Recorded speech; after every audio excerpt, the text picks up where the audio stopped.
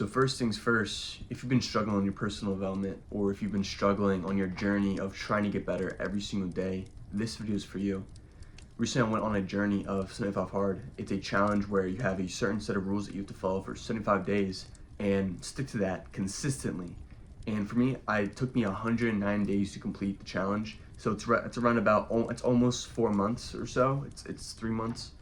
But during that journey, there's so many things that I learned that I didn't really realize, and there's lessons that definitely just got sharpened and more refined during that process. And so this video is for people who are on their journey, who are struggling to get through those mental battles, because the whole idea with this video is those mental struggles, is those mental battles, and not necessarily mental health, but has to do with your mindset, how you go about things, how you go about life, how you challenge yourself every single day. Because I'm telling you, during that challenge, like it might seem like I'm gonna put up the rules right up on here so that you can actually check it out and see like what it's about and stuff.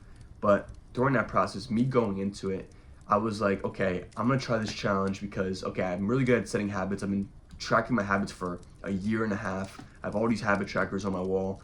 I had to put away most of them just because they were just like littered all over my room. But the point is, like, during that process, the reason I started, because I found out like I was kind of not really going full throttle on my personal development. Like, yes, I was setting habits, I was setting tasks for myself, but I just deep down, I felt like I could do so much more. I felt like I really wasn't going all in on life. I really wasn't going all in on like my own journey, like my own personal development journey. And I was like half-assing it. And if you've been watching my videos and you kind of like know like what it's about, like I literally just, I hate being 50-50. I hate being on the fence. I hate just not going all in on these things. And it literally eats me up on the inside, like all week long, all day long, just attacking life, because life is a blessing. We've been given this opportunity to live life. We've been given the opportunity to see what we're capable of doing. We've been given the opportunity to go out there and experience life for what's actually supposed to be, and not just a screen, not just watching other people win on your phone, not just walking around being a victim, not just being a victim of your circumstances, the victims of your past traumas. Like, every single day you wake up, it's fresh, it's like a new level every single day. How can I beat myself today? How can I be better every single day? Because that is what truly will bring you fulfillment in your life. I know from firsthand, like I came from being a degenerate in high school, being super lost, not wanting to go to college. I just did not know what to do with myself. And so ever since then, I've been on this journey of personal development, because that is what gives my life meaning. That's what gives my life just adventure, right? Just every single day, like those struggles, like those going through those struggles of, okay, I don't want to get out of bed. Okay, I don't really want to go through these habits. I don't really want to go to the gym, but I actually do. And it's like going through those mental battles with yourself, like this version of yourself that doesn't want to do things and a version of yourself that does want to do things. And it's just this constant battle that most people in the personal development space, I don't think talk about. Like, they don't really talk about mindset. They don't really talk about like the deep, the nitty gritty of like the battles that we face on an everyday basis, because it's the battle between taking the path of least resistance and taking the path of resistance. And taking the path of least resistance is always the easy route. It's like this whole world is made up for you to take that easy route all the time. But that easy route will lead you down like a path of just being suffocated by just mediocrity and being suffocated by complacency. Literally, like I was going down that hole so many times of complacency, and I just felt like numb. I felt like a shell of a person. I did not feel fulfilled, and I absolutely hated that. And so during this video, I'm going to go through the top 7 lessons that I learned on 75 Hard that you can use in your everyday life to further develop. And this is how we learn on an everyday basis. Like, you learn from someone else and you get to apply it. But the thing is, I don't want you to kind of sit here and listen and be like, okay, I'm gonna hear what he has to say and then go on with my daily life. Like, no, like I'm gonna give you things that you can actually do and try to make it as practical as I can. And first things first, I had to set the tone for the video. I don't want this to be some like normal YouTube video with like so many things popping up, but just like an actual conversation to have with you one-to-one about personal development. Because how many times like do you have genuine conversations with people who question you, who who call you out, who actually give you practical advice, who is actually here and actually cares, because I only have very few people who I can actually have deep conversations with about this type of stuff. And I mean, obviously, like the more like I'm out there on social media, the more I can actually reach people who actually have conversations I can have conversations with. But I understand that on my first probably 6 months to a year of personal development, I was so lonely. Like I was completely lonely. I couldn't connect with anyone. I was like fighting myself. Like I just didn't know if there's something wrong with me, and I really couldn't connect with anyone deep on that level, talking about personal development, talking about, yo, like, what are your goals, like, and what are you doing to achieve that, or what do you think your purpose is, like, what are you really good at, what are your skills, or like, what really drives you, like, what do you really want in life, like, what does your dream life look like, and how can I support you in that journey? That's exactly how I want these videos to feel, like this actual conversation, one-to-one, about genuine personal development and waking up every day trying to become the best possible versions of ourselves. And that's it. And so I actually had this picture on this little script I have. This is going to be me and you around the campfire during this process of going through these 7 lessons. And yeah, it's just going to be raw right off the rip. And I'm already 6 minutes in, and I haven't even started the first lesson yet. So if you made it 6 minutes in, now we're going to get started on the lessons. And how I'm going to rank these is, it's going to be the first lesson I'm going to go through is the 7th lesson on like this ranking scale. So the last lesson that we're going to get into is the number 1 lesson that I really want you to take away from this video. And so yeah, like the reason I started this challenge in the first place was because I felt lopsided in my own personal development. I felt like I wasn't giving enough. I felt like I could do so much more with myself. And so during that process, during that journey, like the first 30 days, like it was fun and all. Like I'm gonna pull my habit trackers as like not necessarily proof, but evidence of the lessons that I'm gonna back it up by. Because man, I'm telling you, that shit was hard. It's called 75 Hard for a reason, and the name says it for itself. So the first lesson we're gonna get into is to plan your day out the night before. And this lesson is just super practical. It's super simple, super easy before we get into the deep stuff. But simply planning your day the night before, like for me personally, my life is really busy right now. I work like 30 to 40 hours a week as a server. I run a podcast with my friends, with my close friends. I have this YouTube channel. What else do I do? Obviously, I have my personal development. I'm trying to bulk up, eat a lot of food, go to the gym, train, really get good at that. I have to study every single day. I'm getting certified for personal training. I'm studying, leveling up like my knowledge in those areas of fitness, personal development every single day, trying to build something out of that. And also trying to back up my community, because for the longest time, I kind of stepped away from it, and I'm rebuilding that again. And so there was a lot of time during 75 Hard where I just did not know what to do with my time. Like I found like I had to do all these things, a 45-minute outdoor workout, 45-minute indoor workout, which wasn't 45 minutes, it was an hour and a half, maybe hour and 10 minutes or so. But there's so many times where I just could have managed my time so much better by just simply planning my day out the night before. And this could be through task, this could be through Google Calendar. And I'm gonna pull up Google Calendar to kind of show you what it would look like. If you see this right up here, I have the sleeping, I wanna wake up at this time, and then you just kind of go through Google Calendar and you just start planning stuff out. And I was doing this for a while. Some days I wouldn't. It's like some weeks I wouldn't, some days I would. And the days that I would, I found that I'm like 25% more productive when I do plan out not even 25%, I would say 40%. I'm 40% more productive the next day because I planned the night before. Before I go to bed, I'm literally, writing down my most important tasks that will move me forward in my life towards the goals that I want to achieve, right? And I'm in my journal, I write on my whiteboard, whatever it is, I write those tasks for the day. And now when I put my head on the pillow, I'm thinking about, okay, when I wake up, I want to do X, Y, Z. Okay, now I'm going to get up for something. I'm not just waking up because I want to wake up early and just do absolutely nothing. Because sometimes I talk to people who want to wake up early, and the first thing I ask them is, okay, why do you want to wake up early? What do you want to wake up early for? Because simply just doing something just to do it, just to get the check off the box, or just to kind of like make yourself feel better, it's not enough, right? And I understand that it's a good intention, but it's not enough for you to motivate you. You have to get up and work on something. So for me personally, I wake up and I've shortened down like my morning routine now, and now it's 15 minutes long, 15-20 minutes max. If I'm like super tired, it takes 20 minutes, even 30 minutes sometimes if I'm really slow.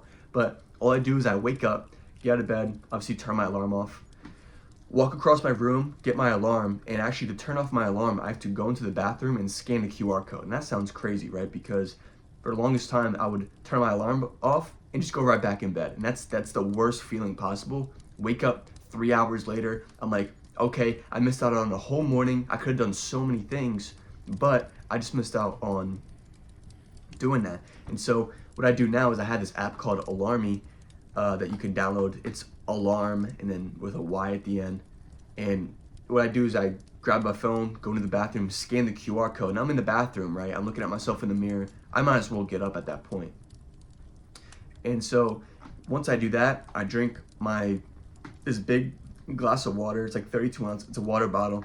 And take some salt with that, go downstairs. I go outside and just do push-ups outside, take my shirt off, and just feel like the cold wind hit my skin. That just completely wakes me up in the morning. Sometimes I post it, sometimes I don't on my Instagram. And then I go right inside and I pour my instant coffee. Like I grab my teapot, heat it up real quick. It takes like maybe like 2 minutes. Pour it in, got my coffee upstairs. I journal. The first page I journal just like my mental state, what's going on, maybe some affirmations, maybe some things that hype me up a little bit in the morning. Maybe to just, if I have a lot of thoughts in my head, put it down on a piece of paper. And on the other side of the piece of paper, I write down my 5 goals that I want to achieve for the year, or I'm striving towards. And I write down for like 4 to 5 tasks, maybe even 3 tasks, depending on the time I have that day, that connect to those goals. And so that's my process every morning right now. And that takes like maybe 15-20 minutes, 30 minutes max if I'm like really slow with it. But just that first initial time in the morning, right? I'm up, I'm ready. Once I'm done journaling, I play some like nice like classical music, or I just play like ambience in the background kind of. The music I listen to now, I don't listen to rap, I don't listen to hip hop, I don't listen to like just anything with like words in it at all. I just listen to like noise. I listen to like flute, piano, I listen to orchestra, classical music, and I'm telling you, like that stuff like completely just stimulates my brain in such a good way. As in like it's like brain food. That's what I feel like when I listen to that stuff. I feel like almost enlightened in a way when I listen to like good actual music like that. It's actually created through instruments and not just like 808 beats and people with like auto-tune and just singing just like crappy music, crappy words in my ear. So starting the morning, like even with like frequencies, like solfeggio frequencies, that's another hack as well to elevate your frequency, because in the morning, all you're trying to do is elevate yourself so that you're elevated all throughout the day. Because if I don't plan out the night before and I wake up late and I have to go to work now, like I'm pissed off. Like I'm pissed off at work. I miss my morning routine. I did not start out the way that I wanted to. And that's just the worst feeling possible. And when that would happen sometimes during the 75 hard process, is because I'm like so burnt out, right? I walked for 45 minutes in the bitter cold. I had to train. I had to eat in this like short window of 8 hours, and I'm just completely burnt out. And I'd wake up super late, have to go to work the next day, and I'm just pissed off because I could have just done something. I could have started my day early. And so what I found out is that I can't just wake up and get into things. I can't just wake up, get into my clothes and go to work. I feel like a bot. Like I literally will feel like a bot if I do that.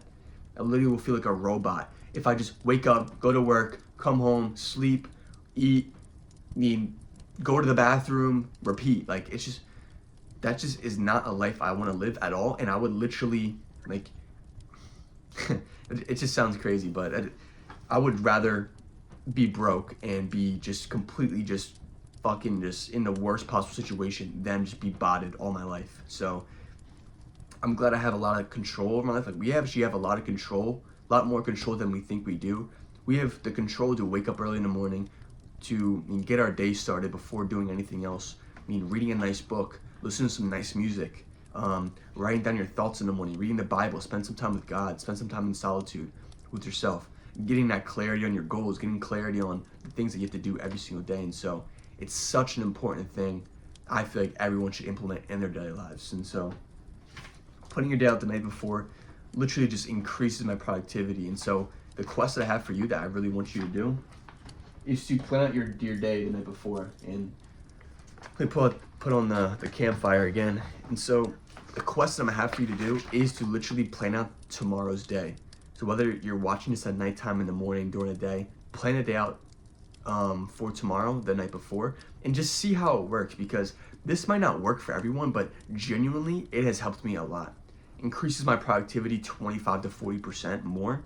Imagine how much more that you can get done over a long periods of time, right? You might look at that and be like, okay, 40% just for one day, but if you consistently do that, that's like 40% stacked up over months and months and months. And all of a sudden you got so much more done because you simply just took 5 to 10 minutes to just plan your day the night before. And so it's as simple as that. These things are not it's not this hard thing to do. Like waking up in the morning and doing a simple morning routine is not hard to do. It's just like, what would I rather do? Wake up in the morning, scroll on my phone, and then go to work and listen to some shitty music on the way there? No, like that I've tried that. I've done that for like years and years during my high school years. Like fuck that. That was like, and I'd be in school. I can't focus. I'm tired of shit. Blah blah blah. And like it would just be, that's no way to start your day at all, in my opinion. So I actually had to make a cut and refilm this video the next week. I had a lot of things going on. I had someone come up the day that I filmed this. But the next lesson that we're going to get into is reframing failure. Failure in and of itself, we've always been taught to look at it and like be caught up in it. In school, when you get given a test and you fail at it, you get ridiculed for it. People around you, they look at you like you're dumb. Your parents probably ridicule you or scold you in any way. Oh, how come you failed? How come you didn't study? There must be something wrong with you. Listen, if you fail at anything in life, there's nothing wrong with you. You just haven't extracted the lesson. You just need to learn something. Now there's growth, now there's time to level up. So in this lesson specifically, we're talking about how we can reframe failure to help us grow. But like, what is failure? The reason I came across this lesson is because during the process of personal development, or during the process of 75 Hard, there was a lot of things that I considered was a failure, and not just a challenge. I failed the challenge twice during the 109 days that I was on it. But that itself wasn't even the biggest failures. The biggest failures for me was I kept sleeping in. I kept procrastinating. I kept scrolling over and over and over, and I would end up in these like pockets of just wasting my time. And for me personally, like, wasting time to me makes me feel like a failure. It makes me feel like it just doesn't feel good inside, knowing that I wasted time, knowing that I had things to do and I did not do it. That's what I would consider almost like a failure. But let's no longer look at failure as failure, but feedback. Just like in any game, if you were to fight like a monster or something, you would go out and get defeated in the game. That's simply just feedback. It's not a failure. You just need to learn something. You need to understand what you've been given and then go back and attack right back. So when it comes to failure, like I said, the things that I was dealing with was mostly just sleeping in, I was procrastinating a lot, pushing things off to the last minute, then I wouldn't get sleep, and then I would sleep in, and I'd get pissed off, miss my morning routine, and then the cycle would repeat itself. I would still do the 75 Hard habits, but like I said, I still felt like I was behind where I was failing. So the first thing we got to understand is the imperfection of the human race. We were created with imperfection. No way, shape, or form are we ever gonna meet our standards 100%. But does that mean that we slack off? Does that mean we do 80-20? Does that mean we still half-ass it? Does that mean we don't try to be perfect? You can strive to be perfect all you want. You'll never be it. You'll never be perfect. But does that mean that we shouldn't go after perfection? No, I think everyone should try to chase perfection, even though they know that you will never reach this goal. Because out of chasing perfection, you know you'll never reach this goal. But out of that comes excellence. Out of that comes potential. If there was this like bar, there's this ultimate perfection, like you're completely perfect, then life honestly would seem just boring if you were just completely perfect. And that's why I feel like life almost has this meaning towards it, because we're so imperfect. because we're constantly trying it to perfect the imperfect process, or the imperfect processes within us. So imperfection is a good thing, and simply just it's meaning in itself right there, because we get to perfect things. We have the freedom to perfect things that we want, or try to perfect things. And so so from failure to feedback, whenever you fail at something, let's say that you missed a habit, let's say that you're not doing the work you know you're supposed to do, and let's say that you're just falling behind. Whatever you see as a failure, let's just call that feedback real quick, because now that we've been given this feedback, what do you do with it? Do you just sit around? Do you just linger in it? Do you just kind of think about you feeling, oh my gosh, it's all over? No, you wouldn't do that. You would go right back at it. You'd be like, okay, what am I trying to do here? I feel like a lot of the times, especially in this world, we have such like negative mindsets, and it's not, I'm not going to sit here and be like it's our fault, but we're just so attached to dying. Like we feel like we're going to die if we fail. Like we have this inclination to just look towards what is bad, what is negative, what's going to hurt me, how am I, and this is honestly just built in through evolution. It's not necessarily like our fault, because when we get signals sent to our brain, it goes through the emotional side of our brain first before getting to the frontal lobe, which is the rational thinking part of our mind. It always goes through the emotional side, and if that signal is too stimulating for the emotional side, we're gonna kick into overdrive and be full of adrenaline, full of stress, etc., and you won't be able to think straight. You won't make the right decision. You'll snap back to your comfort zone. And so you can't soak up your failures. You can't sleep in, miss your morning routine, and then think, oh my gosh, like I can't believe I did that. And you're just so focused. You keep playing in your mind the movie and of you failing over and over and over. Because guess what? You'll just attract more of that. The more you linger in your failures, the more that you think about it, the more like you put yourself down, guess what? The more you'll attract these things in your life. And that's the cycle. And so how we can really reframe this is by, if you fail something, it's simply just a lesson that you have to learn now. It's not this thing where the whole world is over. It's not this thing where you're gonna die. The whole, like, you shouldn't try anymore. It's simply just feedback. It's another level to be. And it's reframing your mindset to make it more exciting, to make it more curious.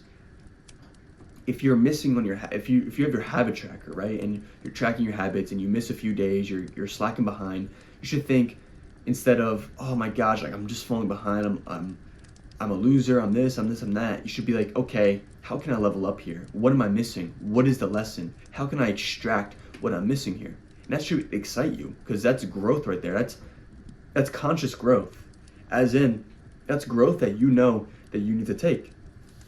Some people have so many areas where they're not necessarily getting the feedback or the signals for them to grow in. So knowing the fact, okay, I can actually improve here is a better thing than not knowing where to improve in. So it's, okay, you have this thing laid out in front of you. Okay, hey, we need to fix this. Now, your job is to be like, okay, I'm gonna do it. Like, let's fix this. Let me try to beat this. Let me try to become 1% better every single day. That's the exact mindset you should have when going about failure. Failure, like, who cares about failure?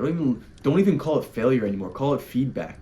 Call it part of the game. It's literally a part of the game, and you have to adopt it no matter what. It's inevitable. If you spent your whole life not failing, I don't think you'd really end up anywhere. Failure gives life meaning. Feedback gives life meaning.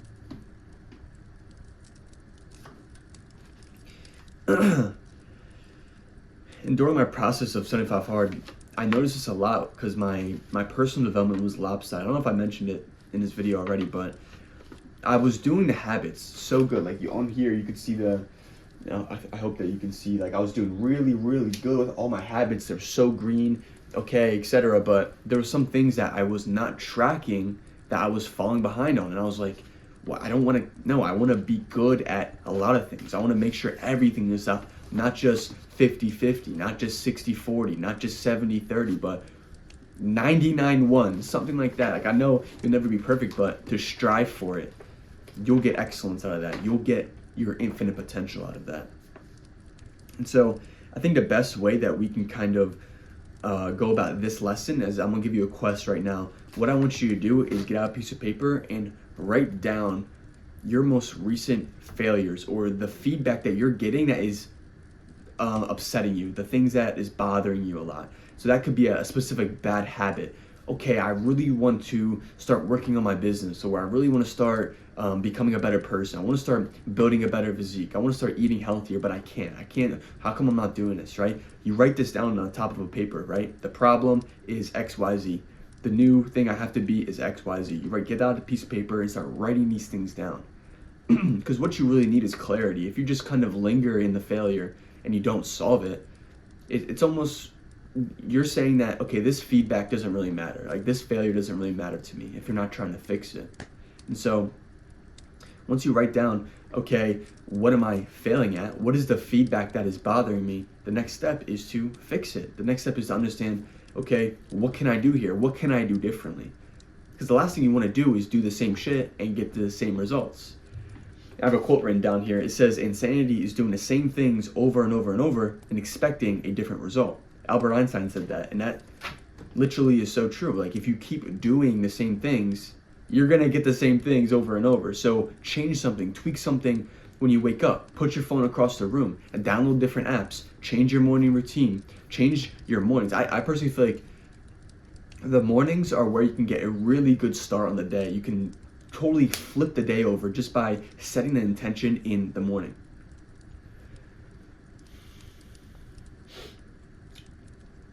Not even just that too. Let's say like you are struggling with diet. Let's say you're struggling with building a physique in the gym. You understand, okay, what is the problem? Okay, I'm not really pushing that hard in the gym. I'm kind of just dragging my ankles. Okay, why? What is your actual approach? What is your motivation? Okay, what is your mindset towards food, right?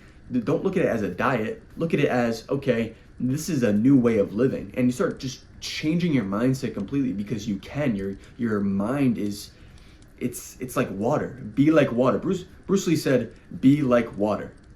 Empty your mind. Flow into different, change the shape and the form of your whole mindset, because you can. Your mind just spits everything right back at you. Your mind is simply a mirror. The things that you plant in your mind will come right back and manifest in reality. And that's a beautiful thing. That's actually a lesson that we're going to get into in the next couple lessons, right? And so that's that quest. The next lesson that we're going to get into is to watch out for your excuses, because you'll start to believe them.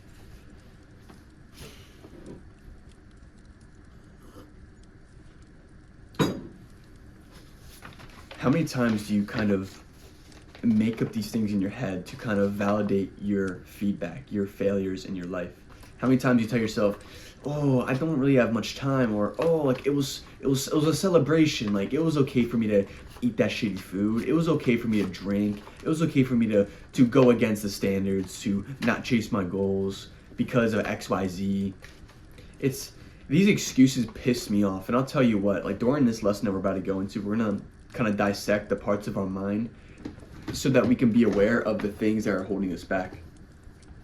But there's a part of how many times do you just listen to your mind to tell you to sleep in, or to, oh, this person was mean to you, say something back, attack them back and say something mean as well because you were hurt.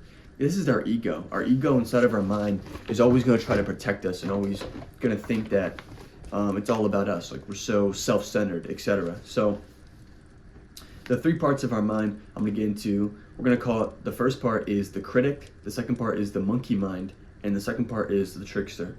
And so these three parts, the reason that we're going to go over these is so once we're aware of the certain thoughts and the certain patterns we have in our minds, the more that we can make a different decision when they come up, instead of being in ignorance, being in this state of just drifting, not knowing, and feeling like you don't have control of your life, because you actually have more control than you think you do.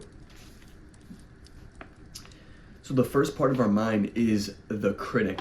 This is the part of our mind that judges us. That's telling us, or judging everything else.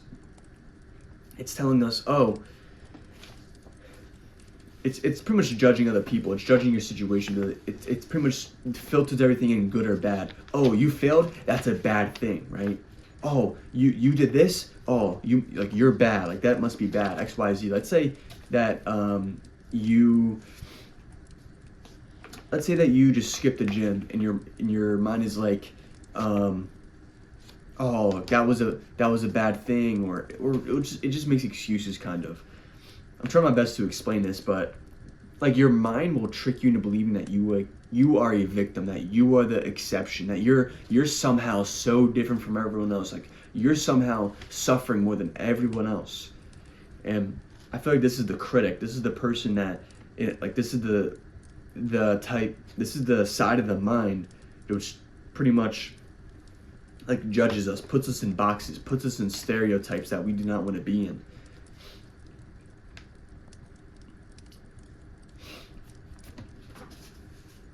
And the next part of our mind will be like the trickster we can get into. The trickster will always try to trick you and make you make excuses. This is the part of the mind that makes excuses. It tells you, oh, you need more sleep. You trained really hard yesterday. Sleep in. Miss your morning routine. Or, oh, skip out on your business. Or, oh, like, skip out on this. Skip out on that. And this is the trickster. Like, just plays in the comfort zone. He's in the comfort zone. He's dancing, and he's like, yo, yeah, come back over here, man. Like, let's go. Let's not level up. Let's stay where we are. Let's stay comfortable. Let's stay suffocated in our pleasure, etc. Honestly, this trickster in our mind is almost like the devil whispering in our ear, telling us to, oh, drift over here, drift that way. Oh, another YouTube video won't hurt. Oh, another sweet treat won't hurt. I deserve it, right? Oh, I trained so hard this week. I deserve a little cheat day. It's pathetic, and this part of our mind is not necessarily real. Like, we attract thoughts. And the way we attract thoughts into our mind, and then what happens is we use our own thinking to kind of either like connect to those thoughts or take those thoughts as reality. Oh, I'm having this thought of, this must be me, right? This thought in my mind of, oh, I can skip the gym today. That's me. Like, no, that's not you. That's just a thought that you're having. It's not anything. It just is, right? It's just a thought. It's a cloud in the sky. That's what thoughts are. They're not reality. They're not XY. Like, they're not these things that is us. Like, we're not the thoughts. We attract thoughts, but we have thinking. Thinking and thoughts are totally different. You could think something. You can create a mental image in your mind. But with the thoughts, you observe thoughts. And you observe almost the thoughts that you have from your thinking, if that makes sense. You have emotions. You are not emotions. You are not the emotions. You have emotions. You have these things. You are simply the observer. You are simply the person who who uses your attention to kind of see what is going on around you. And so, like I said, like, we need to understand what thoughts are trying to trick us and what is really holding us back in our own mind, that we can kind of switch, that we can kind of train and reframe. And so the trickster will tell you, oh, I don't have time. Yeah, that's the reason. That's the reason I won't work on the things I know I have to do. That's the reason I won't go to the gym. That's the reason I won't eat clean, because, oh, it's expensive. Yeah, that's the reason I won't eat clean. And the more, like, there's a couple ways when I did my research on this and stuff, there's certain ways that you can kind of to trick the trickster almost. Like, when you have these thoughts, there's certain ways to combat it. And one of the ways that you could do it is by, if you have a thought like, oh, I don't have time, you could say out loud, oh, I don't have time. Like, you make the voice sound like a person who's just complaining, a person who's just really, it just sounds like an idiot. And you'll be like, I'm not gonna listen to you. Like, why would I listen to a thought that sounds like that? Instead of being like, oh, I don't have time, just be like, oh, I don't have time, right? And you just kind of like laugh at it, be like, what is this thought? Like, this means nothing, and you just throw it out. So there's certain ways to combat these things and kind of like to get our attention to point to other different things. But during the process, I would try to logically back up these excuses I had in my mind, or I would logically back up these thoughts that I was having and make it almost an exception, like to lower my standards and not be the best I can be. It was insane. Like, most of 75 Hard, I think 80% of the challenge, I felt like I wasn't being the best I could be. I really wasn't going all in. I was maybe 80% there. Some days I would be 90, some days I would be 70, some days I would be 60. I'd be dragging my ankles. But that's reality. That's real. Everyone deals with that. It's not like you're gonna be 100. You're gonna feel 100%. You're gonna have 100% good thoughts. You're gonna have 100% everything. Because guess what? You are not perfect. Even the best people, even the professional athletes, even the top businessmen, they still have these thoughts. They still battle these things every single day. They're just better at it because the mind is a thing that we level up. It's something that we train. It's a muscle. The mind is a muscle. It forms. It's formless. It will form to whatever thing that you want. But most of the time, we're just consumed by confusion, negativity, and a lot of evil, in my opinion. And that's what kind of makes our minds so susceptible to attracting negative things in our life. That is my opinion. That is my hypothesis in that. So make sure this is still recording. Okay.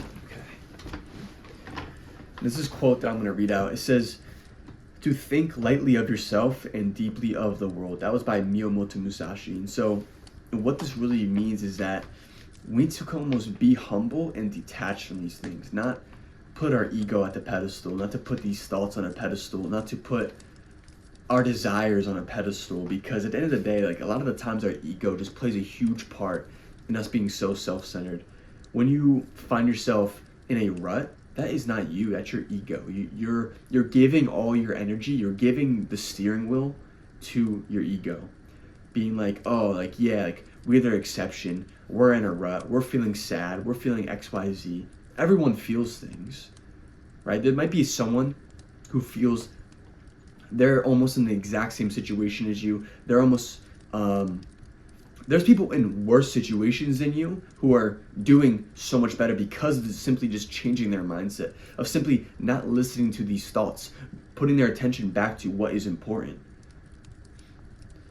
And that's literally the truth. Like, there's so many people on different spectrums of problems, of suffering. This doesn't mean that your suffering isn't valid, right? But I personally feel like a lot of us suffer way more in our heads than we should.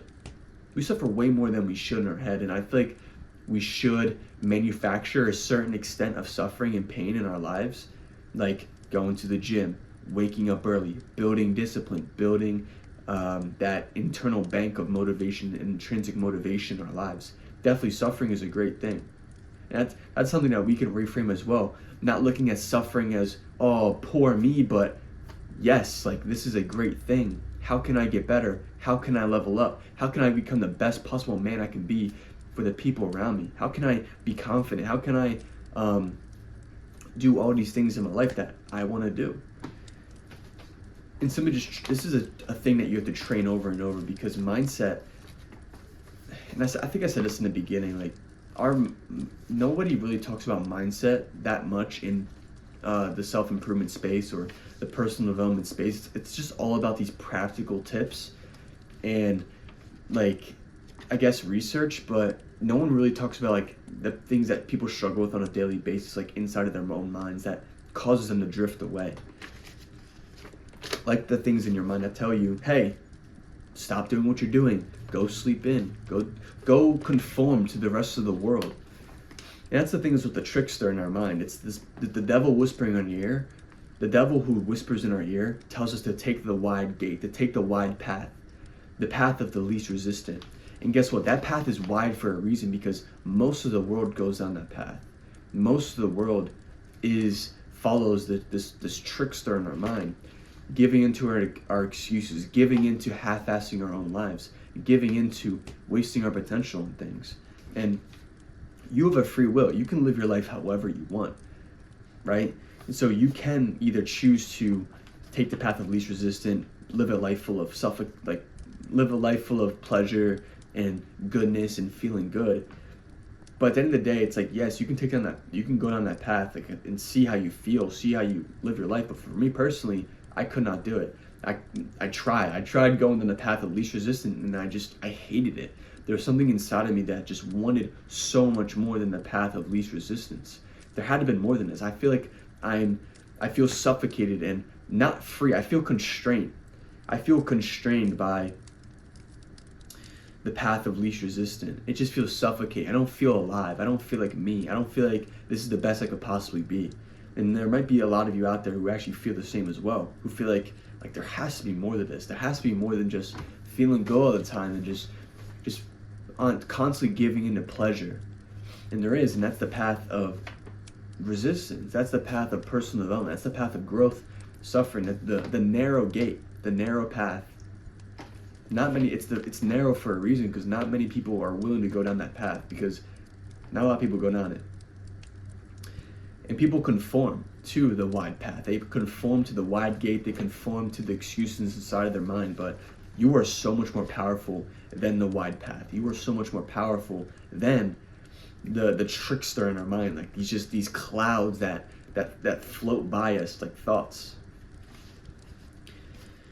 So so this whole lesson is just about awareness of our mind. And the most aware I ever was when I was meditating every single day, and I kept a journal. I have journals from 2022. It's 2025. I have journals from 3 years ago of like my thoughts, my mindset, me changing everything in my mind, like writing down the things I was struggling with and dissecting my own mindset. And the motivation behind it in the beginning, like no one ever told me, hey, keep a journal and jot down your mindset or jot down XYZ. Like I just felt like it made sense to kind of just because I needed clarity. A person like me, like, because we're going to get into the next part of our mind that kind of will lead us towards making excuses. That's called the monkey mind, the scatterbrain. Because most of the time, like I have this scatterbrain. I'm not gonna claim that identity of having a scatterbrain, but I'm gonna call it. I've observed that my mind can be very scattered. I can call it that instead of claiming the title. But during the process of me all those years writing things down, it felt relieving. It felt like I just kind of dumped all of these things onto a piece of paper, and all of a sudden it's not there anymore. I can go into the next thing. I can think about the next things that I want to do. And so that's why keeping a journal is so important. And if I could give you any quest to leave with this lesson, I'm not gonna give you a quest yet. We're gonna go over the next thing first. Next thing is the scatterbrain, right? The monkey mind. Keeping so many tabs open in your mind. The symptoms of this could be your mind is racing. You have so many thoughts. You're overthinking. You focus on one thing, and then 5 minutes later you're focusing on another thing, and then 5 minutes later you're focusing on another thing. And you're working on something, and you're thinking about 10 other things in the back of your mind. Trust me, I've been there so many times, and the ways that I was able to kind of get rid of the scatterbrain was, number one, my diet and my lifestyle. What I used to do is wake up at random times. I would stay up all night on my phone, blue light, and I would eat shitty foods that would cause brain fog, that would cause my stomach to be like inflamed. I couldn't be able to think straight. And so once I cleaned up my diet, started eating fermented foods, started eating the right foods for my mind, my body, healthy fats, healthy proteins, all those things, I started getting in a routine. All of a sudden, I could think so much more clear. I could actually see the tabs that I was not closing inside of my mind.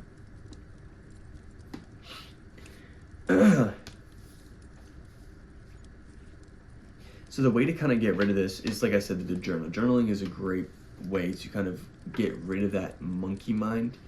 And obviously the first step to getting rid of any of this is self-awareness, is understanding, okay, what is going on? What is happening in my mind right now? Instead of being like, oh, what's happening in my mind right now? And then getting distracted by the world, conforming to this world. And then all of a sudden you have all these things that pile up in the back of your mind. And then you're gonna have a midlife crisis. That's why people have midlife crisis in their like 30s, early 30s, late 20s. They wake up from this trance that they were in because they were so distracted, they were so caught up in the world. They wake up, they're like, yo, what the fuck? Like I have so many things I have to deal with now. Like all these things that I kept in the back of my mind from trauma, my childhood, etc. I'm not dealing with, and now I have to deal with it now. That's what happens to people with a midlife crisis. Everything that they just got distracted from comes up, right? And they're like, whoa, I have so many, like, I need to just do something about all this. And they have so many tabs open that they never even closed. And so it's going from one thing to the next. And obviously short form content does not help with this. Looking into other people's lives, scrolling, boom, boom, boom, like your attention is probably just fucked, right? And the way to kind of get rid of this is to obviously stop watching short form content. If you're watching this video, you made it through I think we're like, what, maybe 30 minutes in, maybe 35, and you haven't clicked off of this video, you haven't went on your phone, you haven't been distracted. Like, really become self-aware. When I used to have like my eating time with my food a couple of years ago, I would eat with a phone, right? I would watch and eat my food, but also just like scroll a little bit too. Like, be like almost like a person who has like ADHD. They're like, whoa, like they're just like all over the place. That was like me with my phone while eating. And what I had to really just kind of wake up and realize, like, okay, like, what am I doing here? Like, why am I doing so many different things? No wonder my mind is scrambled, because I'm feeding scrambled random content into my mind. So guess what? My reality became that. So the way to overcome any three of these minds is to first become aware of it, and then to reconstruct your mind. Being like, okay, my mind is telling me to sleep in. No, I'm not going to sleep in. Why am I not going to sleep in? Because I want to become better. I want to do X, Y, Z in the morning. And you got to give yourself reasons why to overcome these things, and understand your motivations as well. Giving yourself that clarity that you need to move forward. Because a lot of people, they do things without even knowing why. You need to level up with a purpose. You can't just be like, it's why self-improvement is just kind of like, it's like washed down and like almost like gray and dull now, because people just level up like just for no reason. And that's not like necessarily a bad thing. It's better than not leveling up, but it's just boring. Like, why are you gonna level up? If I'm just like, oh, I'm gonna go to the gym, why? Because I want to get better, right? Like, that is superficial, and that can only take you so far. Like, that's a good start, but that can only take you so far. Like, why do you really want to go to the gym? Oh, because I've been bullied when I was little, and because I was super skinny, and I just kind of, I want to do this for myself. Like, I really just want to look at myself in the mirror and just be proud of myself, right? That's a good motivation, right? You just want to prove to yourself that you want to feel confident in your own body. You want to feel alive in your own body. And through this lesson of self-awareness, because the next thing we're going to get into ties into all these things as well, is understanding your motivations and gaining clarity on these things. It's so important, because a lot of people, they walk around not knowing who the fuck they are. They're like bots. They're literally like NPCs. And this isn't me trying to be mean. This is me just stating the truth. Like, I almost had like a bot like state when, I would say, during like junior, senior year of high school, I was just like botted. I would wake up, go to school, come home, scroll, sleep, shit, eat, repeat. And it just like, where am I? Where was I? During COVID, I really felt like a bot. Like, after just being in my room, just isolated, rebooting. Like, I don't know, it's just really weird during those times of just being in this like little boxed room, no light in my room. I would not really sleep. I'd be so anxious, and I felt botted. I was doing the same shit over and over. And so people need to just wake up and realize, hey, whoa, I have awareness. I can do whatever I want. I don't have to listen to what the school system tells me, or what these people tell me on the internet, or what these people tell me to do. I can make up my own decisions and make up my own choices. But that comes with responsibility, right? Responsibility is your ability to respond to life. But what does life throw at you? Life throws at you problems. Life throws at you different situations to deal with. But that gives you meaning.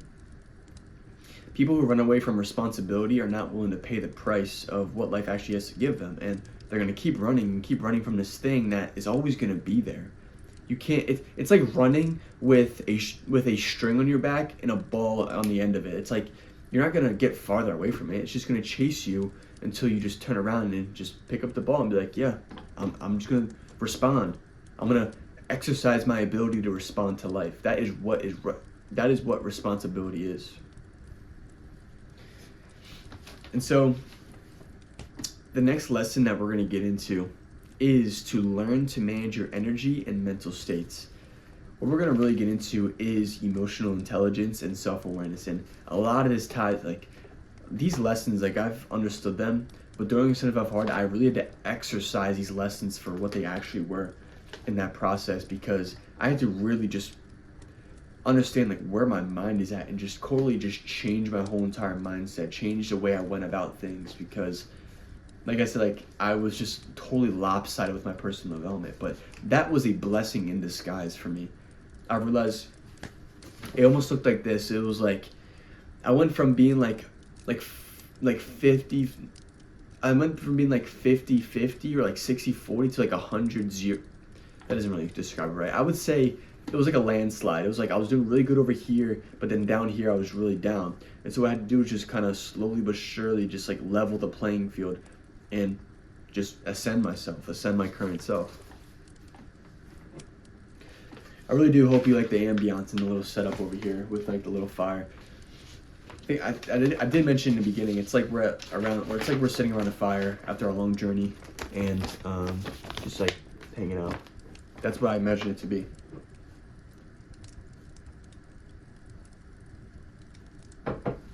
This could almost be like a podcast episode too, if you really want to listen to this in your car, anywhere else. But let me know like what you think in the comments too, like the lessons that I'm saying. Like, if you have personal experience with, if I'm saying things and you're like, oh, I kind of went through that as well, it'd be really valuable for you to share your story, share your testimony, and share these things that you've been through as well in the comments with other people, because people love being able to relate with other people. We actually deal with a lot of things the same way. And have you ever been in class and you had a question, right? And you had a question, but you didn't really want to raise your hand because you were like afraid to like look stupid in front of everyone. But then that one kid who raises his hand and asks a question, and like he answered like so many other people's questions because he was brave enough to raise his hand. And the whole point of me saying this is because like to speak out more and to go out there and like in the comment section be like, yo, like this was my story with this has helped you so much, this is how I exercise it, because people are going to exercise these lessons differently. Everyone's different. Everyone has a different journey, but we all kind of come together and put everything together like a puzzle to solve it together and gain more clarity in the situations, if that makes sense. So to get into this lesson, we're going to go over the nature of our mind first. And imagine our mind like a garden, right? You as the observer or the gardener, your mind is the garden. And so what happens is we plant seeds in our mind. This could be seeds of doubt, seeds of positivity, seeds of growth, seeds of whatever it is. And what happens is the more we water these seeds, the more that we pay attention to these things, the more they grow. In us as the observer, the more that we give energy and attention to negative seeds like self-doubt, negativity, negative people, feelings of being a failure, feelings of losing, feelings of not being the best, not being the greatest, the more that it will take up your garden and take power in your mind. And so what happens is you have this garden and then you have this huge tree of just doubt grown in your garden, and you're just like, where did that come from? It was from you watering it and giving it attention all these years. Attention is like watering the plant. So the garden is, your subconscious mind is the garden. It's 90% of your whole entire mind. We're 10% conscious, 90% subconscious. And your subconscious mind is objective. If you say to your mind, if you just play in your mind constantly, just stop doing this, stop sleeping in, stop doing X, Y, Z. Regardless, it doesn't matter. Like that picture of you sleeping in is still getting watered, and you might not even realize that. Like you instead of being like, oh, stop sleeping in, instead of having thoughts of you not sleeping in, oh, I've been really slacking, or I've been really behind, I suck, I'm a failure, X, Y, Z. You need to switch your mindset and be like, but what can I do better? Or I'm a person who sleeps in, or you start to exercise different patterns of mind and different mental images in your mind, and those are the seeds that you need to start watering. And so this is how we kind of curate the garden in our mind, right? This is the mental fortitude, and what this garden will turn to is if you plant good seeds, good flowers, you're going to attract butterflies. You're going to attract blessings in your life that just because you gave the right things the right attention, for over long periods of time. And so think about it like this, like your mind is a mirror, right? The garden, I can't sit crooked, but your mind is a mirror. So if you plant the seed of doubt in your mind and you start watering it over and over, that will simply just manifest itself into your physical reality.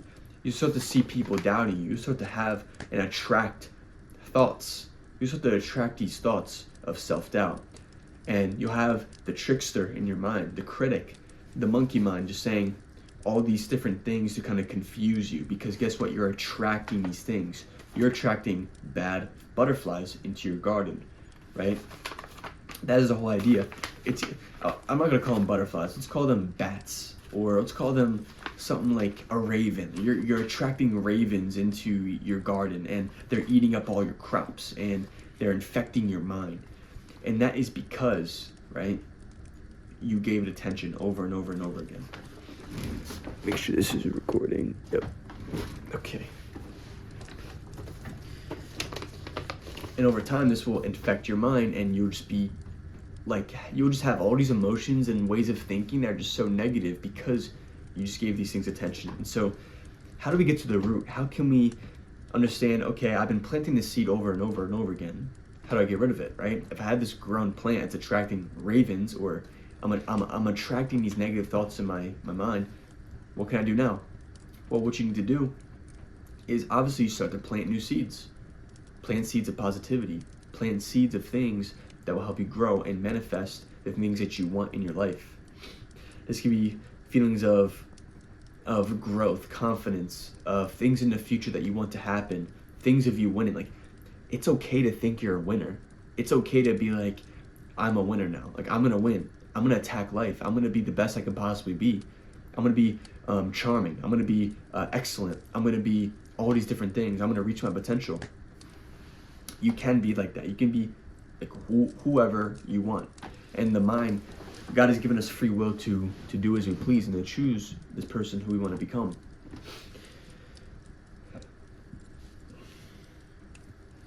And then another thing too is to understand where these negative seeds came from and get to the root. Because obviously we need to start chopping down these trees.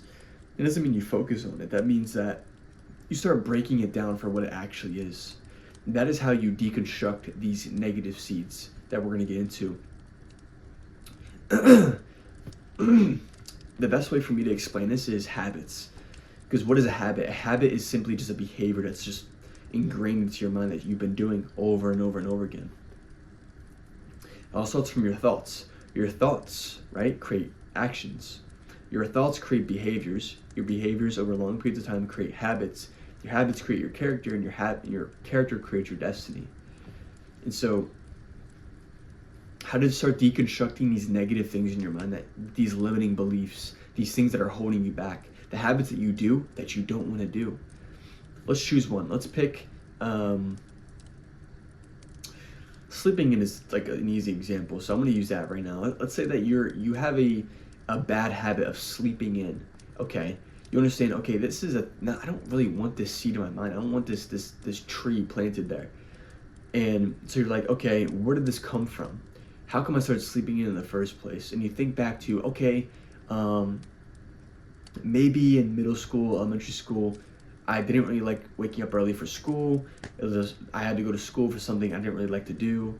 And then so I waited for the weekends, and then when the weekends would come around, I would sleep in for 14 hours, sleep in all I want, stay up all night. And that is a habit that you formed. You started breaking down these bad habits that you do and understand, okay, this is why I do this thing, but this is what I want to do instead. And so once you break down the habit into like individual branches and you get to the bottom root of why you do it in the first place, then you could chop it down and start creating new seeds. This has a lot to do with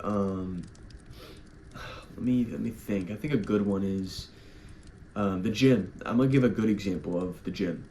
As in, for me personally, I started planting the seed of going to the gym when I was 16 years old. And all of a sudden, like, I don't need motivation to go to the gym or discipline either. I go to the gym. I definitely need discipline, right? In order to get through my workouts, train really hard, hit those sets, progressive overload every single week.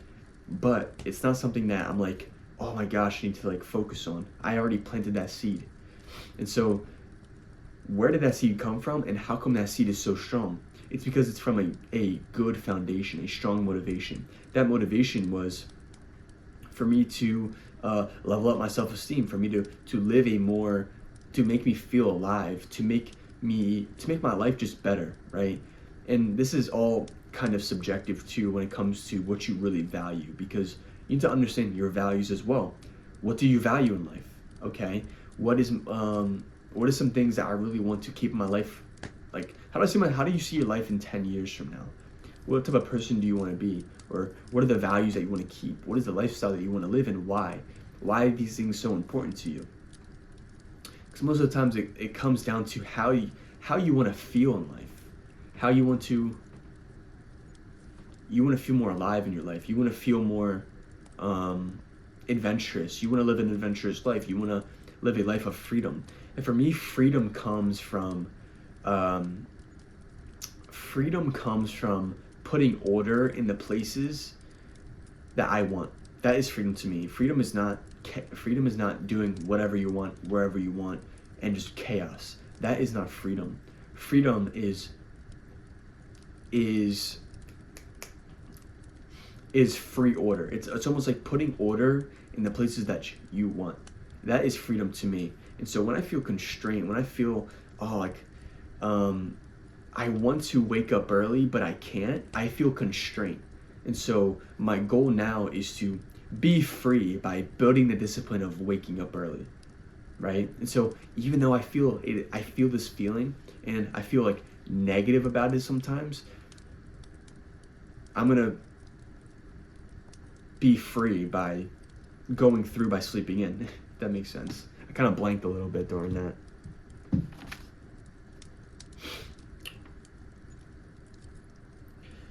And that's pretty much how the mind works, and we need to learn like what is really causing us to be negative, positive. What elevates us? What elevates us, and what drains our energy? For me, what drained my energy was me wasting time on my phone, scrolling, doing random things, putting off my task. It would be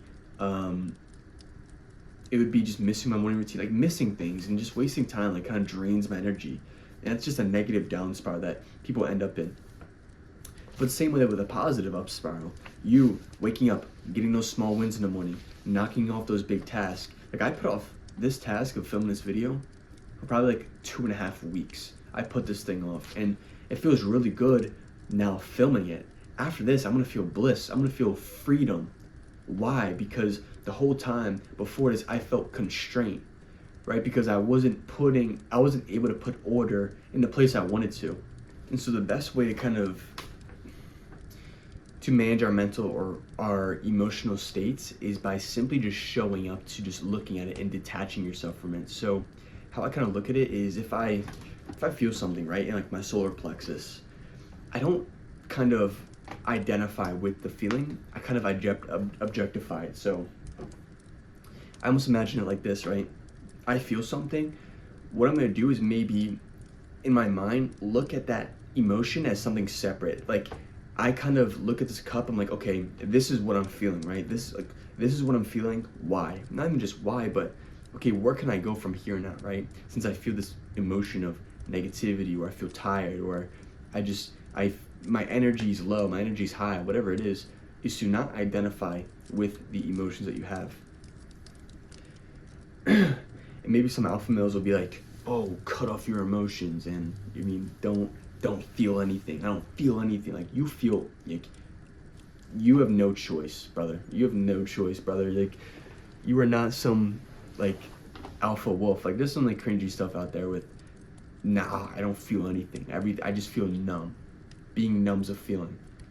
And so it's simply just separating yourself from the emotion and then using that space between you, right, the stimulus and the response, to just take action. I'll show you a little picture to kind of represent that. So if you see this picture, this is from Viktor Frankl. He wrote Man's Search for Meaning, and he kind of gave this representation of stimulus and response.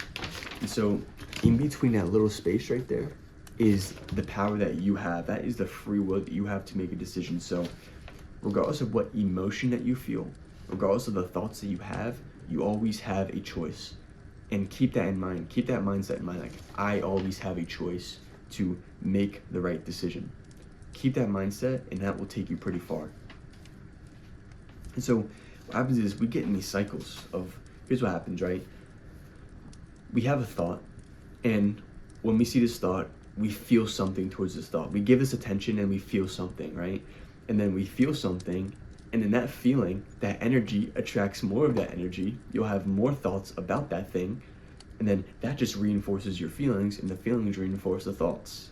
And that's just a cycle that you're now in. And that's like that could be a negative down spiral or an upward spiral. This is why being present and practicing presentness and mindfulness is so important, because then what that does is allows you to almost be neutral, allows you to separate yourself from the emotions, allows you to separate yourself from the thoughts, and be like, okay, I have these things, but I'm gonna bring my attention to the present moment. I'm gonna focus on this video. I'm gonna focus on the task that is in front of me. That's it, single-minded task. That's why multitasking, it's not beneficial long-term, because what happens is you're so used to scatterbrain, and you're like 33%, 33%, 33%. Like, you're like a little bit in all these things. You're half-assed. You're lukewarm in all these different things. You're not totally 100%. And so even nowadays, like sometimes, like when I'm either working on stuff on the podcast, scripting videos, or I'm studying, the most thing I do is listen to like ambience, and that's just like the fire. I'll listen to the fireplace in the background, or I'll listen to white noise or something like that. But that's the most I'll do. I'm not listening to words like rap music or some music that's just gonna I have to, like, my mind has to focus on. It's something just super light and super chill. Like even my AirPods that kind of noise cancel out the noise, that's really good as well. But this gets into like the next thing about this whole lesson, which is positive energy inputs. It's about what you put into the mind, you'll get out.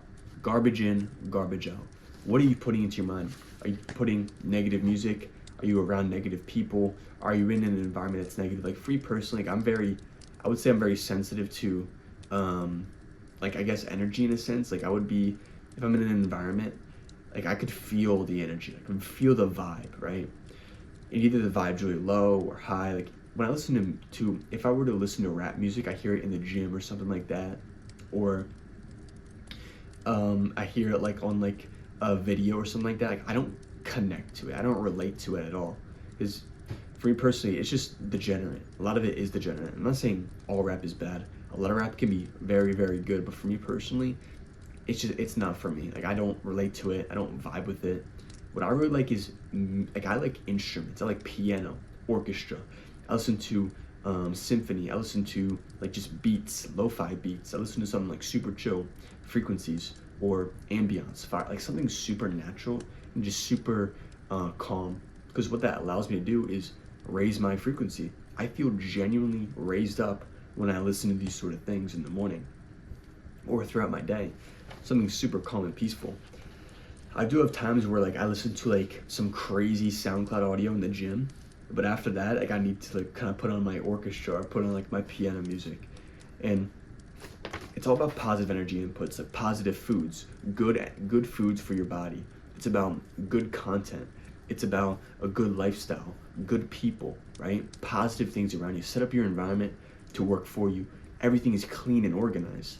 And all this stuff just manifests itself out in reality as soon as you kind of think about it in your mind. Positive energy inputs, remember that. You always can like almost tweak things to make it more positive and work in your favor.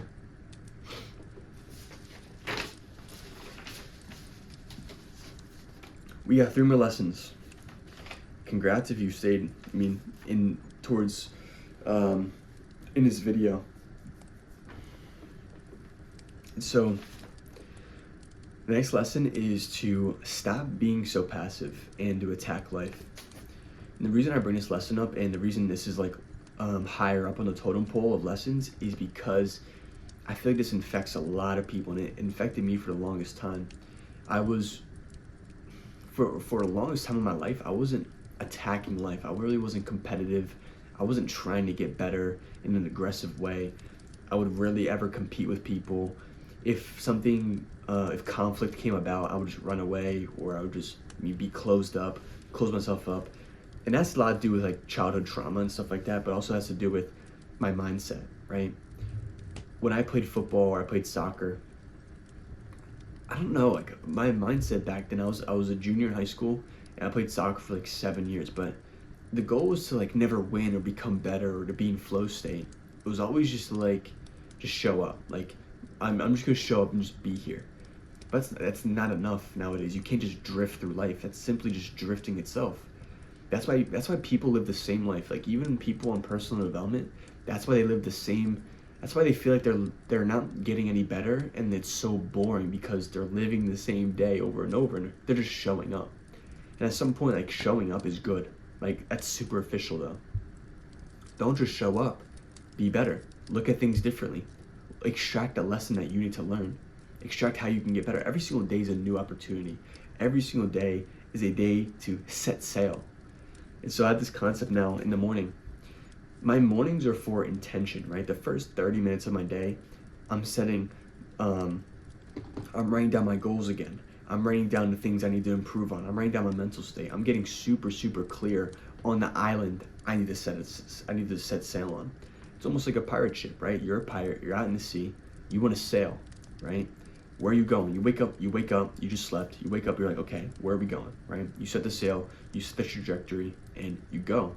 And that should be your everyday life. Don't just wake up and think and just be confused all your life. Like that just sucks. That almost feels like that's just you being stagnant, you being complacent. That feels like suffocation. It's like suffocating to me.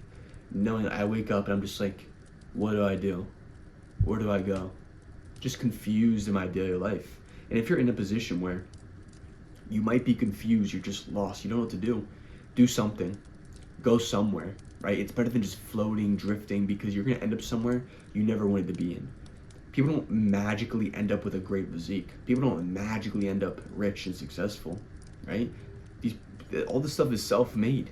You make it by intentionally showing up. Intentionally trying to get better within the processes, within setting the intention and setting the sail every single day towards the things that you want. So that's the idea. Doing 75 hard, I was actually being passive for a lot of it, and I woke up from that trance. I was like, wait, like what is this challenge really for? It's not for me to just get through it and knock it off my checklist. Oh, I completed it, guys. I'm trying to get better. So why am I just going through this half-assed? Why am I half-assing 75 hard when I've already committed so much time to it? Why am I just drifting through it? Life is a blessing. Life is a adventure. You can either wake up and make life an adventure, or you can make it just as like a prison. You can make it this thing that you're just so constrained by. And I feel like the school system kind of makes a lot of people passive in a sense. That's why I never really liked school, because I felt like honestly if I went back to school though, I would probably look at it totally different. But how I used to attack it was very, very passive. I would show up, and if homework was only 10% of the grade, I'm not doing homework. I'm just going to ace all the tests and get 90%, right? That was so scummy of me. That was so scummy to do that to myself. Really just look at it and be like, okay, homework's 10% of the whole entire year, right? I'm just not going to do homework if that's the case. I can still get an A. It's like, that is insane. That's insane excuses right there. That wasn't me. That was the mind that was trying to pull me back into my comfort zone. Because anything outside of it, it didn't want me to get better or reach my fullest potential.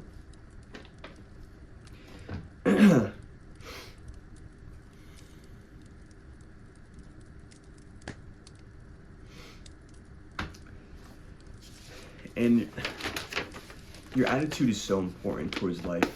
Like I said, it's not just this cliche thing that you just kind of, attitude, have the right attitude. Like, that is so important. When people say, like, how you go about things, like competitiveness, like, for me personally, I want more competitiveness. I want the grind. I want that energy, the competitive energy. I want that aggressive flow state.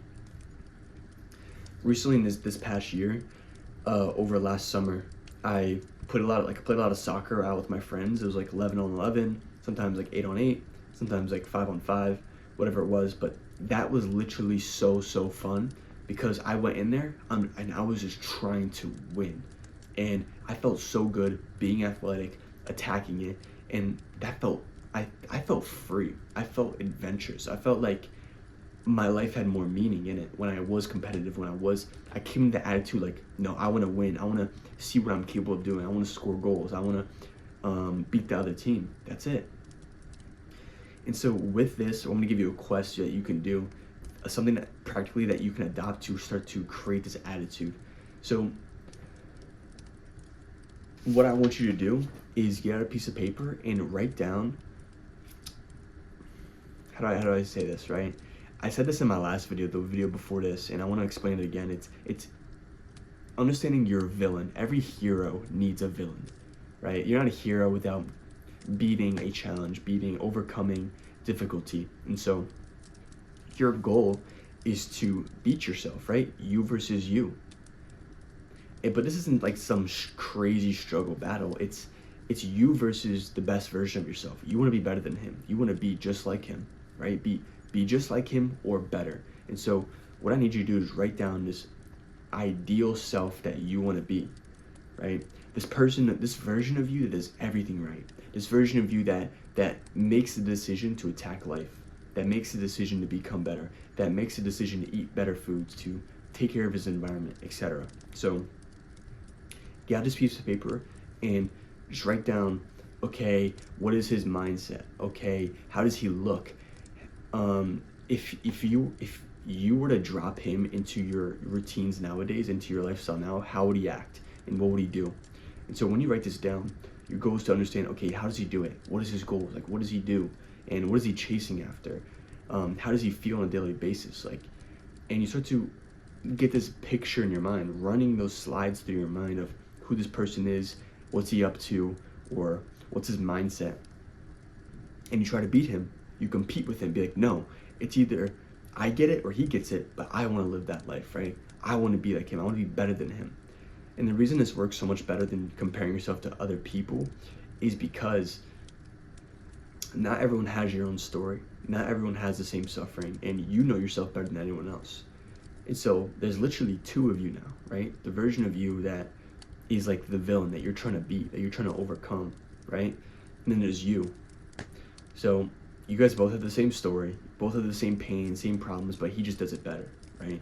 So now your goal is to defeat him, right? Have the right attitude and be the hero in the story.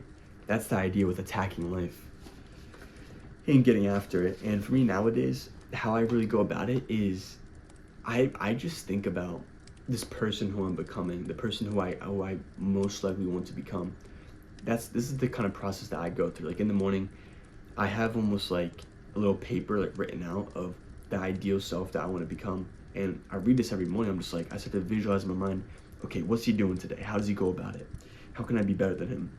How can I take that extra step forward and really attack life? This doesn't have to be a struggle. It's almost like fun in a way. So he's almost like your brother, right? He's almost like your brother. Because for me personally, like, I don't know what it's like to have a brother like that who you like compete with. My brother's like younger, but having someone your age, your mindset, everything that he wants, he has everything that you don't. So your goal is to just be better than him. You can do this however you want, but it's the idea about attacking life. So the next lesson that we're gonna get into is changing your internal world.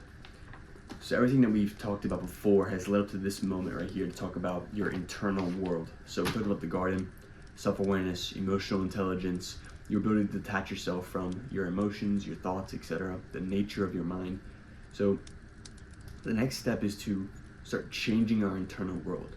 And some things, if you really want to understand your internal world, look at your external world. How are you seeing things? What is your mindset towards life? Are you attacking it? Do you see opportunity? Do you not see opportunity? Do you feel, do you not feel like yourself? Do you feel imposter syndrome? Do you feel like you're not reaching this expectation? If you're not reaching this expectation externally, you're not reaching it on the inside as well. And that's the whole idea, is as within, so without. Right? To change the outside, to change your external situations, to build any habit, to change any action, it all starts by changing on the inside. Changing what? Changing your mental filter, changing your self-image, changing your self-concept, the concept of yourself. And these things play a huge part in how you go about life. It's literally like your settings. If you were to play a video game, right, and you had your settings of your character, how it moves, the sensitivity, the controls, etc. Get comfortable with the controls. Get comfortable with creating, like changing your settings pretty much to make the game more enjoyable. That's the whole idea. And so the first thing we can talk about is your mental filter. Seeing good, seeing opportunity, seeing abundance out in the world. And so what I've done, my practice was for this, when I started personal development, probably like 2022, was I would just start every day with just gratitude and just thanks and gratitude for everything I had in my life. Giving gratitude to things that I never would before, like the area I live in, right? The things my parents have done for me, like the friends I did have, and the job that I have that I might not have liked in the moment. And I appreciated the food I had on the table, because some people don't get food on the table, and the opportunities that were actually in front of me. I started just giving thanks and being grateful for what I had, and that positive energy created and attracted positive thoughts, therefore creating positive action in my life. And so how this equates to Son of Hard, the reason that this lesson is higher on the totem pole is because everything that we talked about led up to this whole idea about changing your internal world. And the way that you do that is through, obviously, the mental filter is what do you want to see in your life? If I told you, if we were out driving in the city and I told you, oh, this city has so many red cars in it, all you would see is red cars because I told you that, right? That's all your mind would be looking for. And so what you can do is you can tell your mind that you have so many opportunities. You attract abundance, health, wealth. You are full of love and gratitude, right? You have good people around you. And all of a sudden you'll see the good in people. You'll see more opportunities. You actually attract abundance, right? What is abundance? Having more than needed, right? Having excess, things to pull from. I'm sure a lot of people, especially if you have a computer, you have a phone, you actually have a lot more abundance than you think you do. And having an abundance mindset, those who have more will be given, right? If you think you have more, you will just attract more into your life. And that's the whole idea about changing your internal world. The more opportunity that you think you have, the more opportunity will come to you. The more money you think you have, the more money will come to you, right? But this all comes with, obviously, a price to pay. When you say, I want to get jacked, right? You don't just think your way into get jacked. You don't think your way into getting jacked. You act it out. So as you think, right, from the thoughts to the behaviors to the habits to the character, right, to the physique that you have. And so that's the idea. If you were to look at someone, right, unfortunately, it's really easy to judge people based off of just how they look, how they treat themselves. People who are fat, people who are really muscularly underdeveloped, right? If you're a man and you're really skinny fat, you have like patchy beard, or you just look like homeless a little bit, and you're like fat, or you're super skinny and you look weak and you look insecure, it's simply just a reflection of what's going on inside. And that's not an assumption, that's not judging a book by its cover. It's literally just what it is, right? As within, so without. You can't really fake a physique either, right? If someone is on gear, right? Like, you could tell if someone's on gear, but if someone has built their physique naturally, you can tell, right? And what type of person are they? I'm sure there's people who, right, it's not even just about physique. This plays in all the other areas, but It's not about how other people see you. It's about how you see yourself, how you want to live your life. If you want to walk around, if you want to walk around life with a negative attitude, with an underdeveloped physique, underdeveloped mindset, and a lazy attitude, you can, right? That can be the life that you want to live. But if you're watching these types of videos, it probably isn't the life that you want to live, and that's perfectly fine, right? As you should. You shouldn't want to be lazy. You shouldn't want to be comfortable all the time. You shouldn't want to just chase what's pleasurable, right? Because that path, the path of least resistance, leads to hell, and that's just the truth. There's the narrow gate and the wide gate, and the reason it's wide and the reason it's narrow.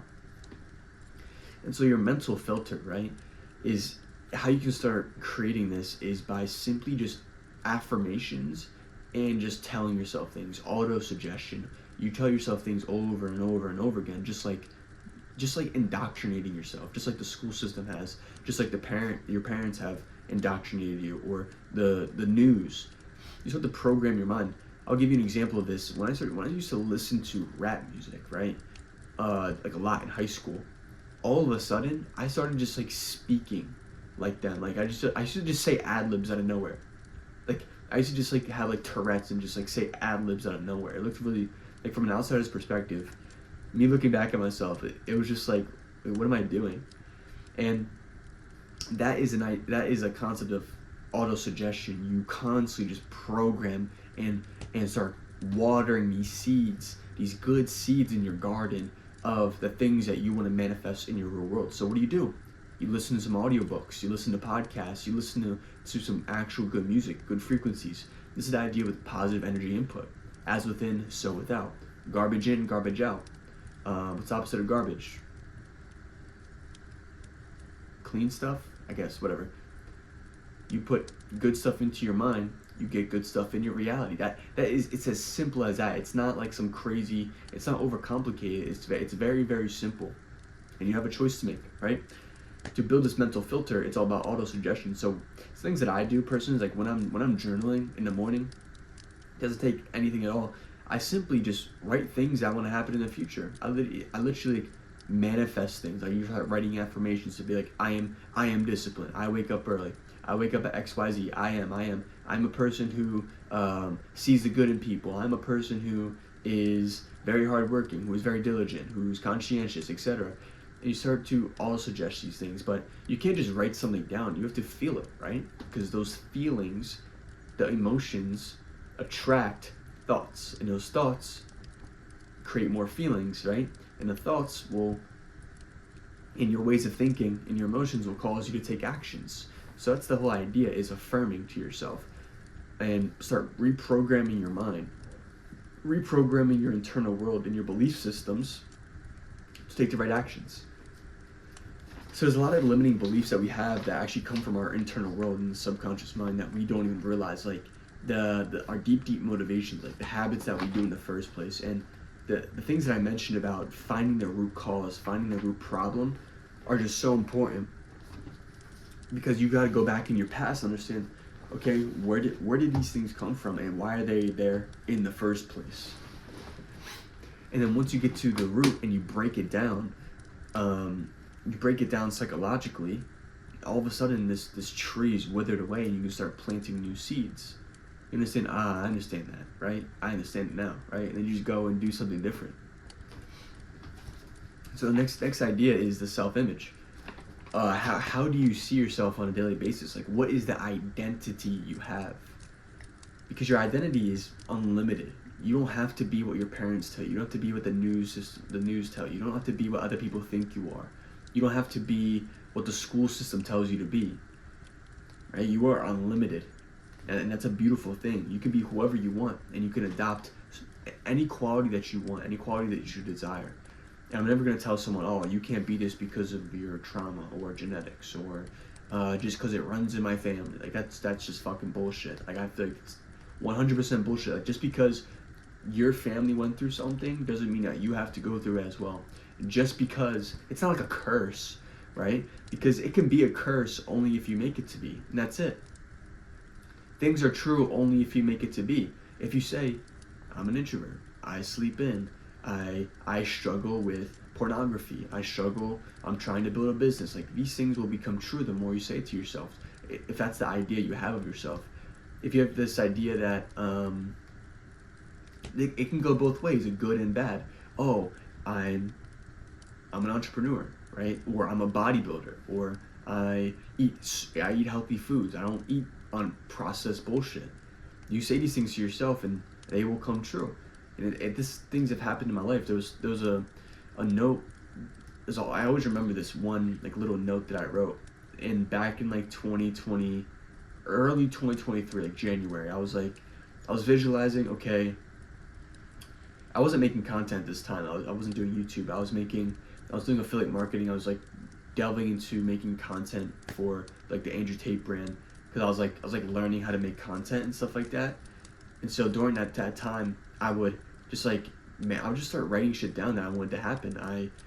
I work really hard on something, or I wake up early. I'm like stoic almost, or I have a community of people that like my stuff and follow me, and I wake up before 6 a.m. I started writing these things down, and I look back at it, I'm like, wow, like a lot of this actually just came true. It's a lot more defined. It's a lot of it has manifested itself into my reality, and it's through auto suggestion over and over and over, and reprogramming your mind. New script, right? Just like when you script out a program for a computer system, you got to program yourself through words, through affirmations, through actions and thoughts and feelings, and you can actually have a lot of control over these things, right? There'll be times when your automatic nervous system will kick in, and you'll feel adrenaline, you'll feel a sense of stress or danger, right? You can't control that at all, but you can control how you respond. A lot of the times you might not control how you feel, but you can control how you act. It's the response. It's the space between stimulus and response. That is your freedom, your free will to take control. You also seeing yourself as the person who already has the results that you want. Step into and just put yourself in the driver's seat of the person who has the life that you want to live. And how does he act on a daily basis? Just like how we did in the quest previously, was to write out this villain, right? This ideal version of yourself that does everything right and has the life that you want to live. Beat him, right? What would he do if he was popped in your situation, right? What would he do? And then just do that, act it out, and step into him. Don't just think of him as a separate person, but be him. Be that person that you want to be.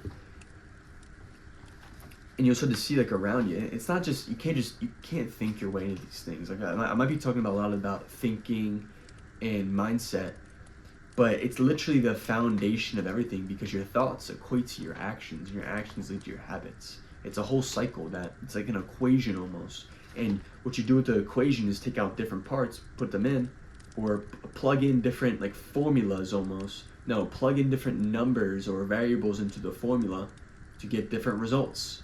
It can almost be like it's almost like you have control of your fate, which you pretty much do. If you say you do.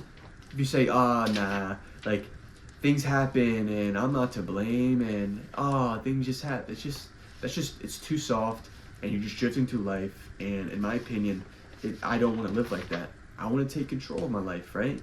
I want to live the life that I want to live, and that's perfectly fine. I want to level up. I want to become better. I want to go through the struggle. I want to go through adversity. I want to build things. I want to create things. And these things, if you start saying these things to yourself, you are this type of person, it will come true.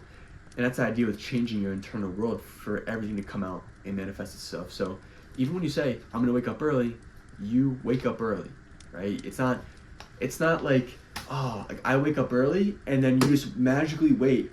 You magically wait for God and for everything around you just to form to your will, and like it changes. No, like you have to take the action at the end of the day. It's not some crazy like magical spell you put on yourself. It kind of is like a spell, because if you write shit down, it's spelling, so it kind of causes you to take different action. But that's besides the point. You need to like get used to visualizing, get used to seeing, like closing your eyes and thinking about this person and living the life that you want to live and the things that you want to do instead.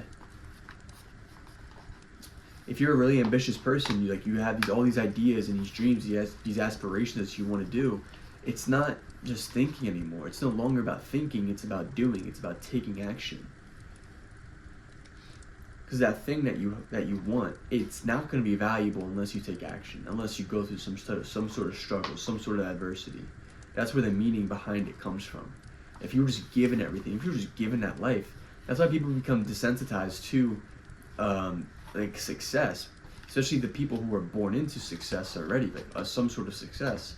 They're just desensitized, they take it for granted almost. Just like I almost did with the life that my parents had built for me, right? I almost got desensitized to it, and didn't appreciate it because I was born into it.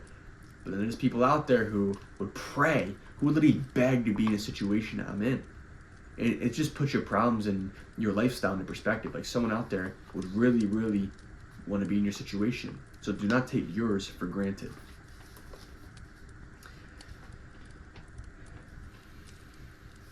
This has to do with being in a rut as well. How many times do you end up in a rut? You end up in a situation where you just, I'm not doing anything. I'm not being who I want to be, and everything's just so low. And the more that you think that you're in a rut, you will just stay in there for as long as you think you are in one. The idea, the first thing you should do if you're in a rut is think you're not in one. Think it's just another day. It's simply take in the feedback, not the failure, and take different action. Or think of yourself outside of the rut. Think of yourself doing all the things that you want to do, all the habits, all the work you need to do, the reps you need to put in, everything. Just visualize you doing the work, not you not doing the work, right? That's the idea. It's changing your whole entire mindset. And this will happen slowly over time. Like I said, it's like a muscle that you have to train. And that's the beauty of it. It's not like this thing that you snap into, but you train and you adopt and you cure it, because our mindsets are constantly changing. My mindset has to be changing every single day. I'm nowhere near perfect at all. I'm still struggling with these battles on a daily basis. I'm just the one bringing it to light for us to put for me to put it on the table, and for me to kind of look at this together. That's the idea. A lot of people deal with the whole mindset. It's training, right? Training your mindset. You don't have to to train your muscles. You kind of have to go to the gym. You have to have a certain session, but your mindset you can train on a daily basis constantly. So, as you should, man. And the last lesson, and the reason this is the number one lesson that I learned during this process of 75 Hard, it is how you do one thing is how you do everything. Wow, this.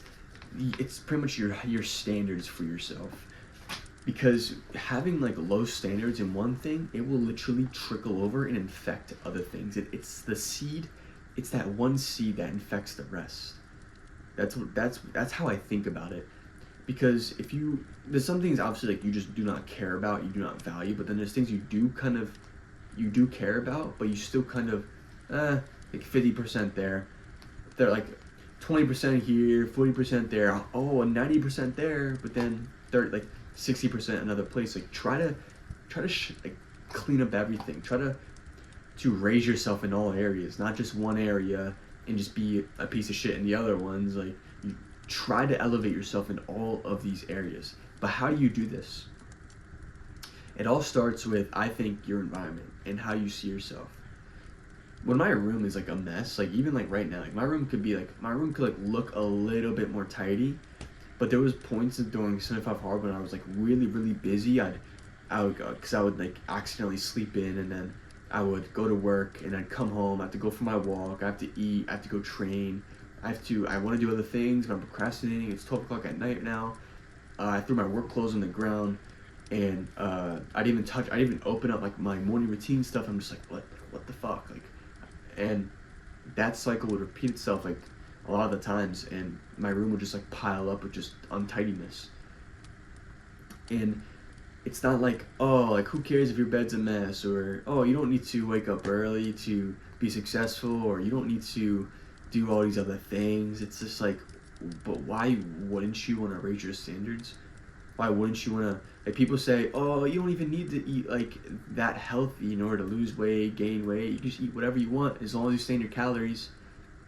It's like, yeah, sure, but it's just like you're just kind of taking the easy route. You're taking a shortcut. You're just, in my opinion, that's just pathetic. I'm never gonna tell someone, oh, oh yeah, you can eat like whatever you want as long as you say it into your calories. Like why would I say that? No, eat healthy foods. Have some higher standards for yourself, because this physique and this body that you have, you only get one.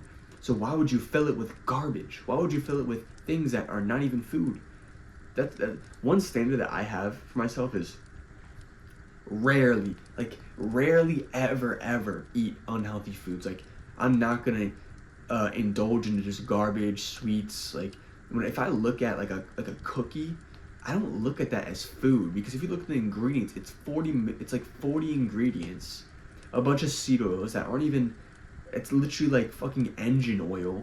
It doesn't make sense. This isn't food. This isn't like sweet. Like, I don't find pleasure in eating literally I don't find pleasure in eating a science project. That's how I'm gonna put it. And this is just a standard. This is an example of a standard that I have. I had to real quick delete storage off of my phone, but the whole idea is having higher standards for yourself, not going out of your room and leaving your bed a mess, leaving your room a mess, and these little things actually do add up. And I felt it weigh on me for a while, because one thing is like, oh, I wasn't really posting on YouTube. I was barely posting content, and there was a part of me missing. It's just like, oh, but I had no time, and I don't really know what to. Can't really think about. I was just making excuses, and I need to raise my standards. Like, no, like this is the new lifestyle that I'm about to adopt. That is the idea. Is having higher standards for yourself, being like, no, like I wake up early. Like, sleeping in is like disgusting. It's not I get dissatisfied when I sleep in. It's like saying these things to yourself, like it should be more painful for you to sleep up than the pain of sleeping in should over exceed the pain of having to wake up because you're tired in the morning, if that makes sense. These are the next thing I'm going to explain is pain and pleasure. We're always trying to maximize pleasure and minimize as much pain as possible. We're just hardwired that way. But what you can do with this is use your subjective conscious mind to go into your subconscious mind and to twist whatever you want to be pleasurable or painful, because it's subjective. It's not an objective thing, because someone could find it painful to wake up early versus someone who finds it so pleasurable to wake up early. That's when it comes to subjectiveness. You can kind of pick and choose whatever things you want to attach things to, and whatever you tie pleasure to, it's probably been like built into a habit over time. Like playing video games. Like for me personally, like, playing video games, like I'm sure like, it'll be fun, but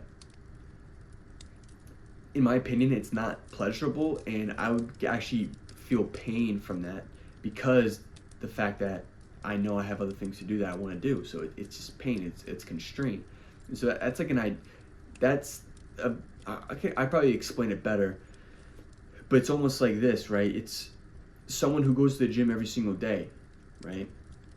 Their idea is, okay, skipping the gym is just so unbearable, and I feel so much pain. I feel so much guilt if I skip the gym, right? And so he goes because he's trying to avoid the pain. Versus someone who's just like, oh, going to the gym. Keep saying gym. Keep saying, I don't know what I'm saying. But someone who is like, oh, like going to the gym is so painful, and it's so unbearable. Like, they're not going to go to the gym because they tie the pain to that. So what do you tie pain and pleasure to? Look at your actions, because you can look at what you tie pain and pleasure to based off of your actions and based off of the things that are happening around you. For example, in the beginning, like I said, with sleeping in, I found it like pleasurable to sleep in, but eventually it wound up where I was attaching more and more pain to sleeping in, right? It doesn't mean sleeping in is bad. But for me, like I want to wake up early, right? That's a standard I have for myself. People have different standards, and some things people care about and some people don't care about. But use this leverage to kind of dictate your ways of thinking and the actions that you take. That's the whole idea with how you do one thing is how you do everything. Because the moment that you let yourself slip up in one thing, it's just gonna be like, oh, like your subconscious mind's gonna be like, okay, we're starting to slip up in this, like we might as well slip up in other things, right? We might as well, like we didn't get that, like there's no consequence to this, right? But then over long periods of time, like in the short term, you might not have any consequences, but down the road, you missed out on a lot. And that could show in like a couple of years, a year, 2 years. Even now, like I look back at myself, I'm just like a year or two ago, and I'm grateful for the journey, by the way. I'm grateful for all the things that I went through so far, but just some things where I'm like, I wasted a lot of time, and I could have done a lot more things and better things instead of trying to maximize pleasure all the time and like waste my time, because I think I did waste a lot of time, which I do regret, right? I don't want to waste any time of mine. And that's something that I use as like pain, like, okay, that was really painful to look back at, and nowadays it's painful for me to waste my time, and so therefore I don't waste time. And that's the whole idea with understanding your pain, what you tie pain to and what you tie pleasure to. It's how you do one thing is how you do everything. Like clean your room, clean your car, be nice to people, be nice to yourself. Work hard in your business as you would do at work. Is another example too, because I realized this really did work when I would go to my job as a server and I increased my standard. All of a sudden I started just cleaning everything, doing all my side work. I wasn't just there just to make money, just to pass by. Oh, I have to be here. I was there. I had the right attitude, and I raised my standard. So I was like, okay, I'm gonna do all my side work. I'm gonna try to be the best I can for the customer. I'm gonna be very charismatic. I'm gonna make sure they have the best experience possible. I don't even like the job is just honestly like it's there to kind of make money, but I was there now to see what I'm capable of doing. It's the lesson that we went over with attitude and the lesson with your standards, right? Increasing your standards. Like, no, I can't leave the barista station unless it's really clean, or I can't let my customer just like have an empty water cup or something like that. And I can't let them just have an empty water cup and not refill it, or I can't have them wait too long, or I can't have people like things like that, where you can apply that same mindset to your business, to your ventures, to whatever you want to do. Like even in the gym, where you're like, okay, and I track my calories, but maybe I should track my workouts too if I really want to improve this thing. Because some people are literally afraid of tracking things, like tracking their calories and tracking their workouts, and I don't get it. I don't understand, because it's literally so easy. And it might seem difficult at first, but the reason people I feel like don't want to do it is just simply because they're lazy. In between their sets, instead of tracking their workouts, or instead of tracking and logging their food after or while they eat their food, they're fucking scrolling. They're just watching random shit and they're being mindless. Like I've done this myself. There's times where I'm just like, man, I don't need to track today. I'm just eating my food, man. And the thing is, I don't have a different mindset. I don't like hate food because I track it. I actually get more excited to track it because, like I said, like I'm guaranteed to get the result I want. And even if I don't get the result that I want, I can change things based off of the progress and based off of the things that I track. And I can now change things to work for me. And that's how I deal with tracking. That's just another example, but why are you just tracking your habits? Track your workouts, track your food, track other things in your life. And you have to track everything. Like I'm not tracking, like during Percent of How Hard, I had to track my water bottles, like how much I was drinking water. But like after the challenge, like this is just like a hardwired thing. Like now I just kept the habit. I'm not tracking it, right? It all matters like kind of like what you want to improve and what you want to get better at. But there will be no downside in putting in effort. There will be no downside in you having the right attitude. There'll be no downside in you having higher standards for yourself. There's no downside at all. But there's no downside at all. There's like only cons, seeing what your potential is, trying things, right? Maybe the only downside is you might like fail a couple times, and that's okay. You want to fail until you win. That's the whole idea. You want to fail until you get it right, instead of just trying it, and if you fail, you'll try something else is you'll fail until you get it right. And that's the idea. That's the whole idea with this whole video. It's been a really long video about my lessons and stuff, but I really hope that if you made it to the end of the video that you really kind of took value from this. Let me know how I can kind of make these videos better. This was kind of split up just because like my phone was acting a little bit weird and etc. So I'm still on my journey to kind of increase my standards as well. It's like I'm on the same journey as you, right? Increasing these standards, trying to get better and better and better. And I find so much what's the word, like energy in that. I find so much power, like not power, but I would call it just life energy. I feel like alive. I feel vitality when I'm doing these things on a daily basis, and I'm attacking things, and I'm being a little bit risky, and I'm facing things even when I'm nervous, and increasing my standards. Like there's no downside of me increasing my standards at all. So you should as well. There's no downside in you wanting to wake up early. There's no downside in you wanting to build a business. There's no downside to you wanting to build a crazy physique, eat healthy foods. Like don't listen to these fucking people who tell you, take a load off, bro. Like don't listen to these people who tell you these things, like to be like, yo, yeah, come down the wide path, bro. Yeah, just come and follow us, bro. Like we're all, let's all go down together. This is the reason why it's called the top 1%, top 10%, probably 1% at this point. There's a reason it's called a top 1%, because 99% of people, they fail. 99% of people, they give into the laziness. They give into the conformity of the world. And let's not do that. Let's not listen to these people, right? Let's create our own realities. Let's have higher standards. Let's be better. It's so easy to win. It's so easy to be better than other people. It's not even about being better than other people. Like who cares? Who gives a fuck what other people are doing?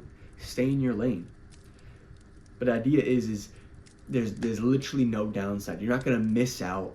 You're not gonna miss out on like these these degenerate activities. You're not gonna miss out on these things, because I simply just don't care about these things anymore.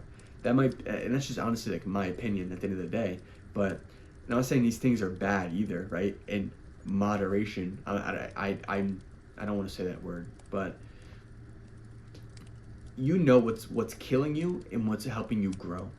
You know deep down what you want to change and what you don't. So I suggest getting as clear as possible and creating this self-image that this person that you want to adopt, that you want to step into, and find a definite goal. Set sail on the journey that you want to step into. Like, be ambitious, think big, set goals. There's no downside to doing any of that. I promise you. You're not gonna die from trying to develop every single day and just become the best version of yourself. You're not. You're gonna actually excel. You're gonna exceed. You're gonna feel so good. You're gonna feel bliss. After this video, this long video, I'm gonna feel bliss because now I conquered. I knew this video was gonna take a while. That's why I was putting it off, because I knew I'm about to yap for like maybe an hour and a half, maybe longer. I was putting it off because I had to take a chunk of time just to focus on that, and I'm glad I did, because going through all this, I feel bliss. I feel fulfilled. That's another level. Beaten. Boom. The last thing I wanted to mention is I actually remade my community called the Guild. It's open. It's gonna be free but exclusive. So if you're serious about wanting to ascend your current self, it's called Guild Ascension. The whole idea is we're gonna be focusing on 5 pillars, which is presence, mindset, habits, fitness, and purpose. These 5 pillars I think are really important that we can use to help you ascend your current self to become the person that you always wanted to become. And if you want to join the surveys and the link in the description, it's exclusive. I'm not just gonna let anyone in. It's completely free. So if you're interested, you can either DM me on Instagram, which I'll have in the description, or you can answer that survey. It's up to you. I'm only letting people in who genuinely want a tight-knit group of people who are on the same wavelength, who are on the same mindset, who want to ascend their current self, who want to set higher standards, who want to build that crazy physique, who want to get healthy, set habits, whatever it is. This community is here for you, and so you can join it. Only if obviously you're serious. But with that, continue your journey and keep moving forward.